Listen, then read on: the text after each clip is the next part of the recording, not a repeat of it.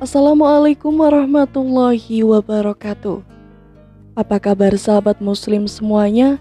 Semoga Allah senantiasa melimpahkan rahmat dimanapun sahabat muslim berada. Pada kesempatan kali ini kami akan mengungkap sebuah kisah tentang karomah Syekh Abdul Qadir Jailani. Seperti apakah kisahnya? Simak video ini hingga selesai. Syekh Abdul Qadir Al-Jailani adalah syekh jin dan manusia yang sempurna, juga wali yang mempunyai kewaspadaan yang sempurna, usul kepada Allah dan mempunyai kedudukan luhur lagi mulia, serta mempunyai martabat yang tetap dan derajat yang sempurna, dan perilaku yang luhur serta kesempurnaan yang tinggi. Beliau juga menjadi wali kutub yang ahli makrifat kepada Allah dan menjadi pemimpin pertolongan penerangan hati. Ia adalah Abu Muhammad Abdul Qadir Al-Jailani. Semoga Allah mencurahkan keridhaan kepada beliau. Beliau adalah putra Syekh Abdul Soleh Musa Jangki Dausat, juga disebut sebagai Jangka Dausat. Putra dari Syekh Abdillah bin Yahya Az-Zayyid bin Musa Al-Juni bin Abdillah Al-Mahdi bin Hasan, dan putranya Syarifah Fatimah Az-Zahra, putri dari junjungan kita Nabi besar Muhammad Sallallahu Alaihi Wasallam yang menjadi Rasul. Nasab atau silsilah keturunan Syekh Abdul Qadir Al-Jailani itu bagaikan matahari di waktu duha, bagaikan siang untuk munculnya cahaya waktu subuh. Silsilah keturunan Syekh ini juga melekat di wajah Nabi Adam alaihissalam. Karena itu malaikat langit diperintah sujud kepada Nabi Adam alaihissalam. Juga nasab ini juga sudah disanjung dalam kitabnya Allah. Karenanya siapa saja yang ingkar silsilahnya akan terkalahkan dalilnya. Syekh Abdul Qadir Al-Jailani, mudah-mudahan Allah meridhoinya. Beliau dilahirkan di dusun Jilan, kota terpencil di luar kota atau Baristan pada tanggal 1 Ramadan 471 Hijriah. Pada waktu beliau masih bayi, di siang hari bulan Ramadan beliau tidak mau menyusu karena mendapatkan pertolongan dari Allah Subhanahu wa taala, dan ketika usianya mendekati balik, Syekh Abdul Qadir Al-Jailani gemar mempelajari ilmu pengetahuan, mengunjungi para ulama yang mulia lagi berpengetahuan tinggi. Dengan amalan-amalan solihnya, beliau mencapai derajat yang utama. Maka kemajuannya dalam bidang ilmu dan amal-amal utamanya sangat maju, bahkan ibarat lebih dari burung merak. Syekh Abdul Qadir Al-Jailani radhiyallahu anhu belajar ilmu fikih kepada Syekh Abdul Wafa, Ali bin Aqil, dan kepada Syekh Abdul Qutb, dan juga kepada para ulama yang nampak ilmunya luhur serta derajatnya yang mulia. Di bidang adab, Syekh Abdul Qadir Al-Jailani belajar kepada Syekh Abu Zakaria Yahya bin Ali At-Tibrisi. Disitulah Syekh Abdul Qadir Jailani menggunakan kesempatan sebaik-baiknya untuk menggali berbagai hal yang bermanfaat dan berguna. Kemudian Syekh Abdul Qadir Jailani berbaiat belajar ilmu thariqah kepada seorang guru al-mursyid, yaitu Syekh Abdul Qairi Muhammad bin Muslim At-Tabas. Kemudian Syekh Abdul Qadir Jailani meneruskan baiat thariqahnya kepada Syekh Qai, hingga mendapatkan izin menjadi syekh mursyid yang ada di biahnya, yang meniru syekh mursyidnya yang sudah sempurna dan tidak henti-hentinya terpelihara dari inayah Allah, sehingga derajat kewaliannya terus naik ke tingkat kesempurnaan. Karena cita-citanya yang luhur, beliau dapat mengalahkan sifat yang tercela dan nafsu syaitona yang menyesatkan. Beliau juga selalu bergegas meninggalkan apa yang menjadi kesenangannya dan hal-hal yang mubah atau boleh. Juga meninggalkan keramaian dunia, pergi mengembara ke hutan di negeri Irak selama 25 tahun sehingga tidak mengenal orang atau tidak dikenal orang. Bahkan banyak orang yang mencoba dan tidak mau memperdulikan karena keluarganya yang menjadi tanggung jawabnya seakan-akan diabaikan. Pada permulaan beliau melakukan pengembaraan memang dirasakan banyak menghadapi tantangan serta kekhawatiran dan kekhawatiran. Tetapi banyak hambatan itu dapat dihadapi dengan tabah dan tetap melanjutkan pengembaraan ke hutan belantara. Pakaian yang beliau pakai adalah jubah dari bulu. Kepalanya ditutup dengan sobekan kain, berjalan tanpa sandal, melalui tempat-tempat berduri di tanah-tanah terjal. Yang demikian itu karena beliau tidak menemukan sandal. Makanannya buah-buahan yang masih di pohon, sayur yang sudah dibuang, daun-daun rerumputan yang berada di tepi-tepi sungai.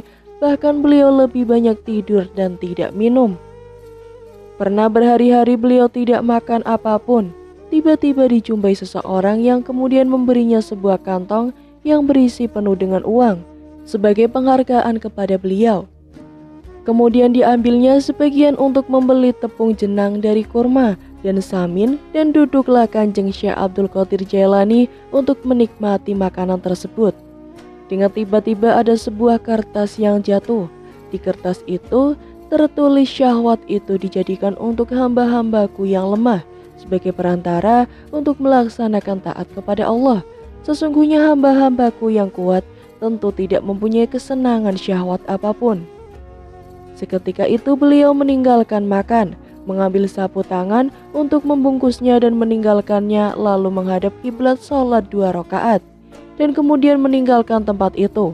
Atas kejadian itu, beliau sadar bahwa dirinya dijaga oleh Allah dan selalu dalam pertolongannya. Syekh Abdul Qadir Al-Jailani radhiyallahu anhu pertama masuk kota Irak ditemani dengan Nabi Khidir. Syekh Abdul Qadir Jailani belum mengenal Nabi Khidir. Kemudian Nabi Khidir memberikan persyaratan-persyaratan yang tidak boleh sekali-kali menyimpang, karena penyimpangan akan menjadi sebab perpisahan keduanya. Maka Nabi Khidir berpesan kepada Syekh Abdul Qadir Al-Jailani, duduklah di tempat ini. Maka duduklah Syekh Abdul Qadir Jailani di tempat yang diisyaratkan sampai 3 tahun.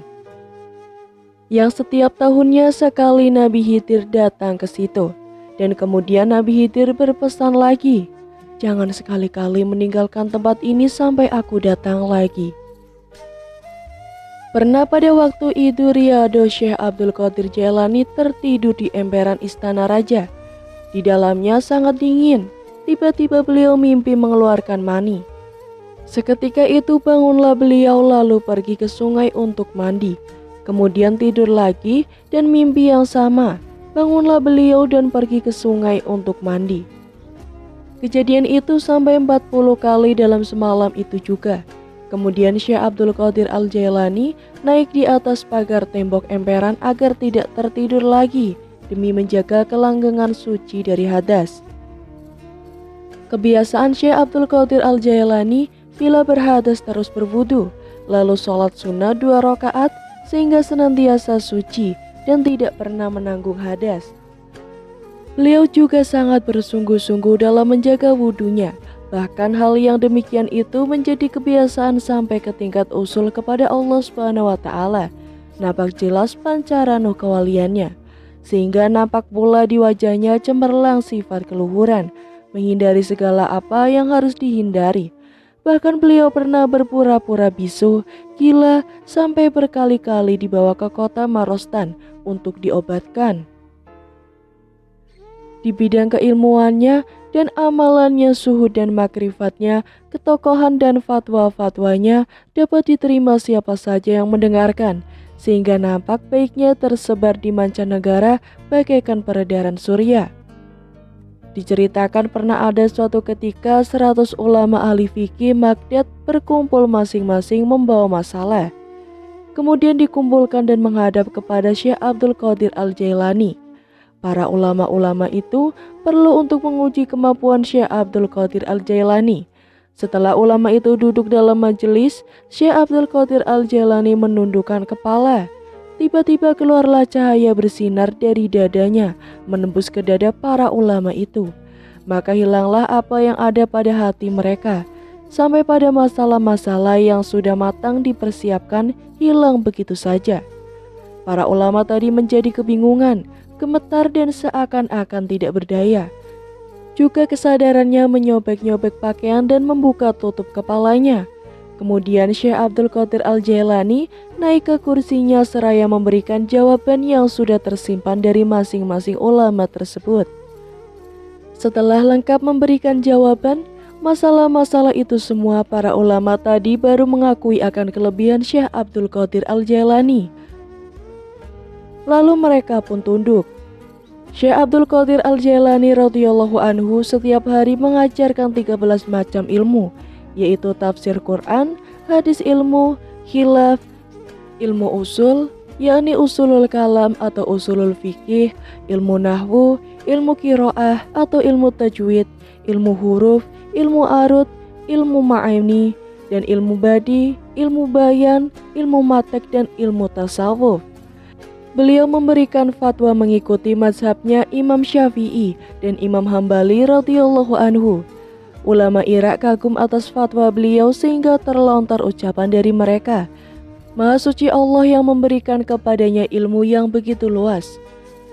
Pernah suatu saat, Syekh Abdul Qadir Al-Jailani ini diberi suatu masalah karena semua ulama tidak mampu menjawabnya. Masalah itu adalah ada seorang yang bersumpah kalau istrinya jadi ditalak 3. Maka orang tadi harus melakukan ibadah kepada Allah Ta'ala yang ibadahnya tidak sedang dikerjakan orang lain pada waktu itu. Bagaimana orang itu bisa selamat dari sumpahnya dan ibadah apa yang harus ia kerjakan? Maka Syekh Abdul Qadir Al-Jailani radhiyallahu anhu beliau menjawab, agar orang tadi selamat dari sumpahnya, maka ia harus pergi ke Makkah Al-Mukarramah, menunggu sepinya orang yang melakukan tawaf. Bila sudah sepi, lalu dia mengerjakan tawaf 7 kali.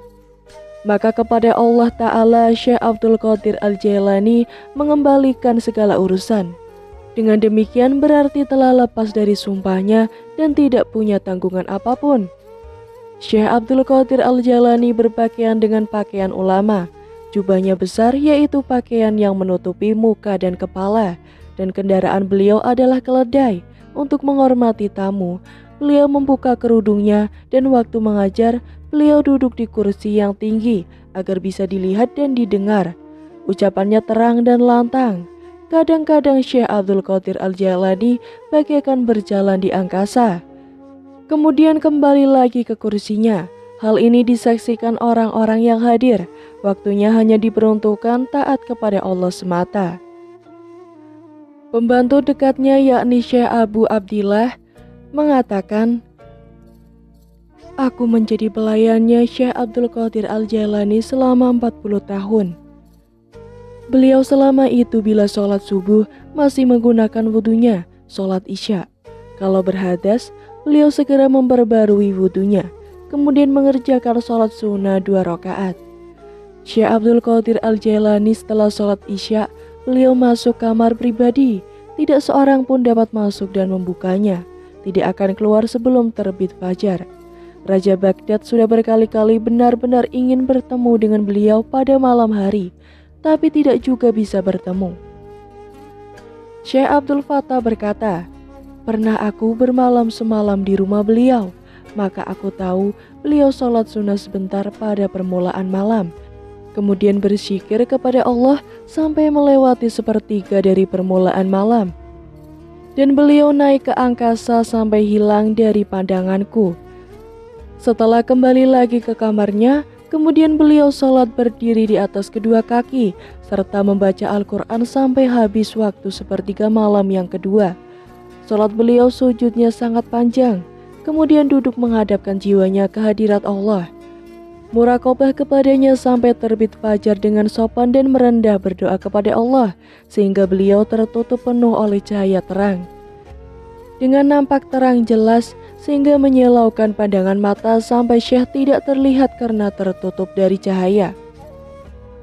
Syekh Ibnu Abi Fattah juga berkata, kemudian aku mendengar di sampingnya ada yang mengucapkan salam, Assalamualaikum.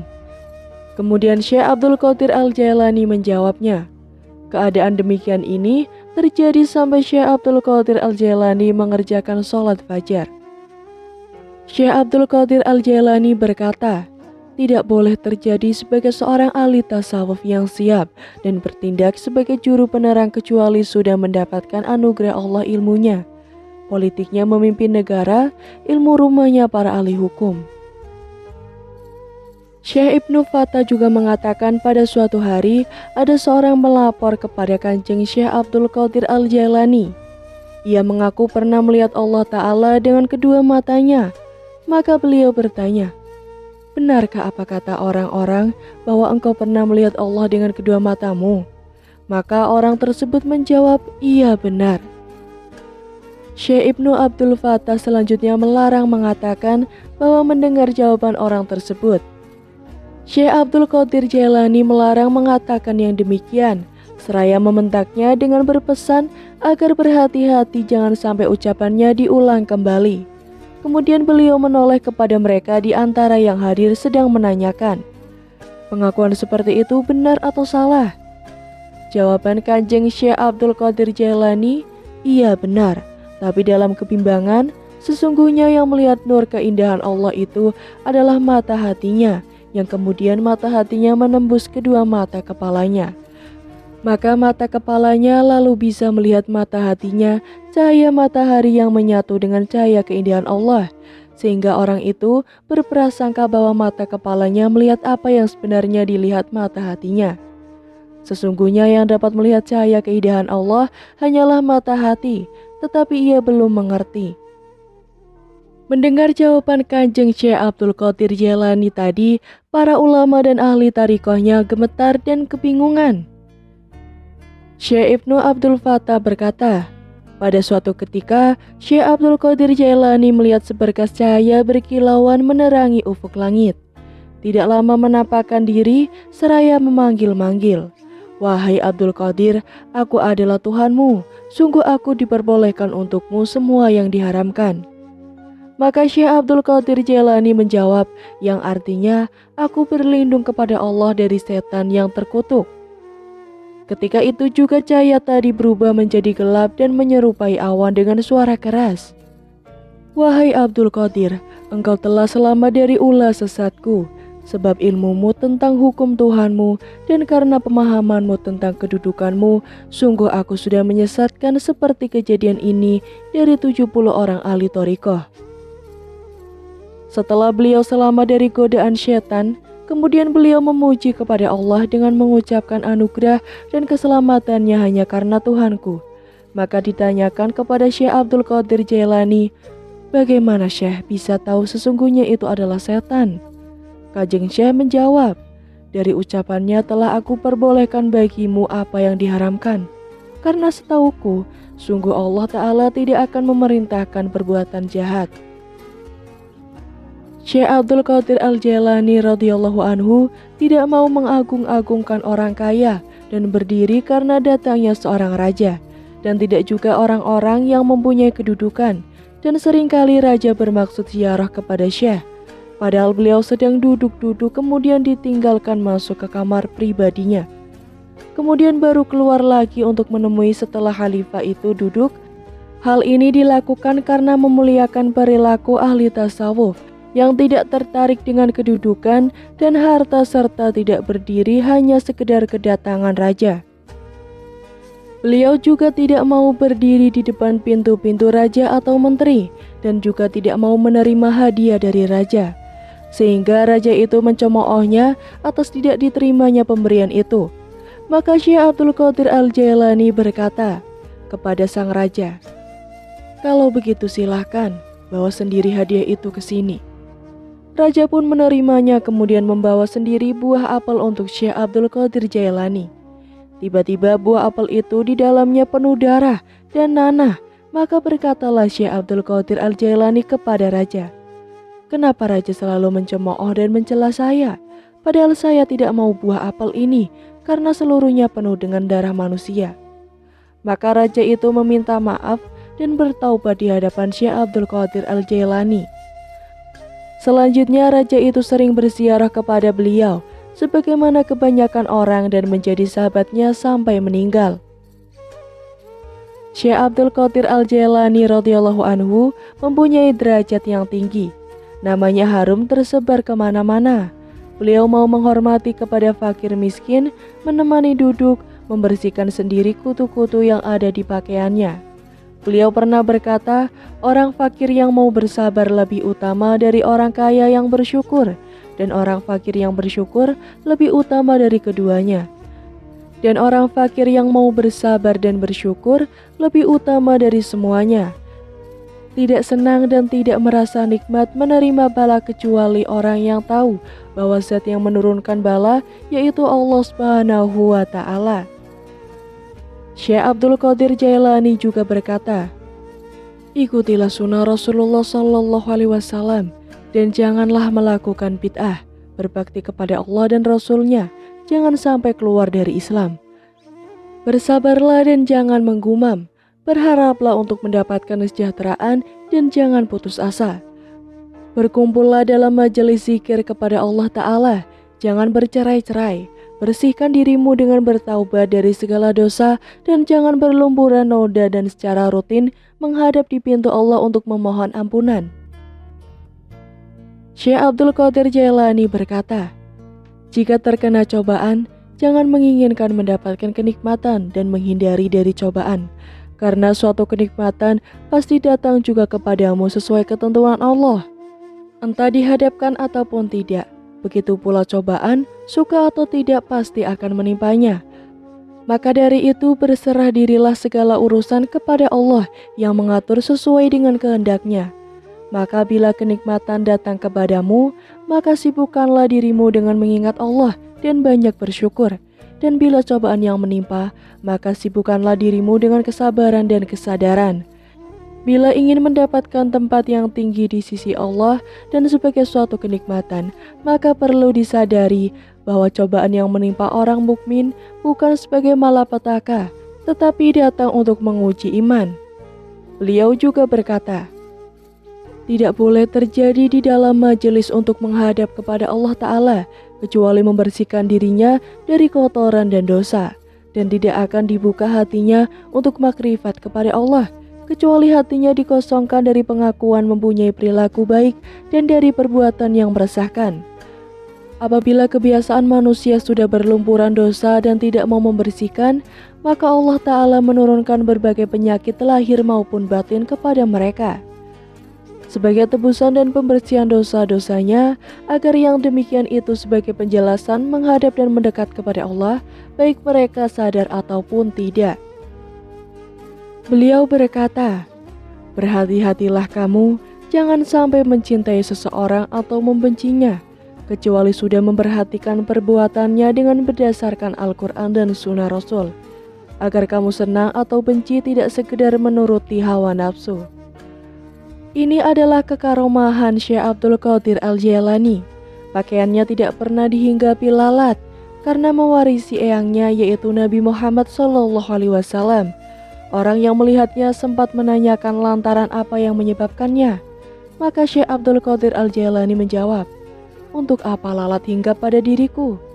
Yang pada diriku ada tujuan untuk mendapatkan kenikmatan dunia dan madunya akhirat, melainkan hanya semata-mata ikhlas karena Allah.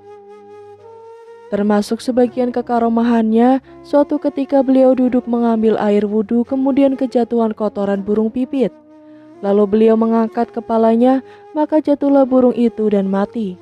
Kemudian beliau melepas pakaiannya untuk dicuci, lalu disedekahkan sebagai tebusan burung tadi dan berkatalah beliau, bila pada saya ada dosa, maka itulah tebusannya. Dan dari kekaromahannya lagi, ada seorang perempuan datang kepada beliau dengan membawa putranya dan diserahkan kepada Syekh Abdul Qadir Al-Jailani untuk menjadi santrinya dan belajar ilmu suluk. Putra tadi diterima, kemudian diperintahkan memerangi nafsunya serta menjalankan ibadah sebagaimana yang dilakukan oleh ulama-ulama salaf. Suatu hari ibunya sowan kepada Syekh Abdul Qadir. Dilihatlah anaknya menjadi kurus. Si ibu kemudian masuk ke dalam kamar Syekh Abdul Qadir Al-Jailani dan melihat di depannya tulang-tulang ayam dari sisa makanan Syekh Abdul Qadir Jailani.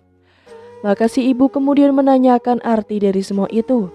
Maka Syekh Abdul Qadir meletakkan tangannya di atas tulang tadi sambil berkata, berdirilah dengan izin Allah yang menghidupkan tulang-tulang yang hancur.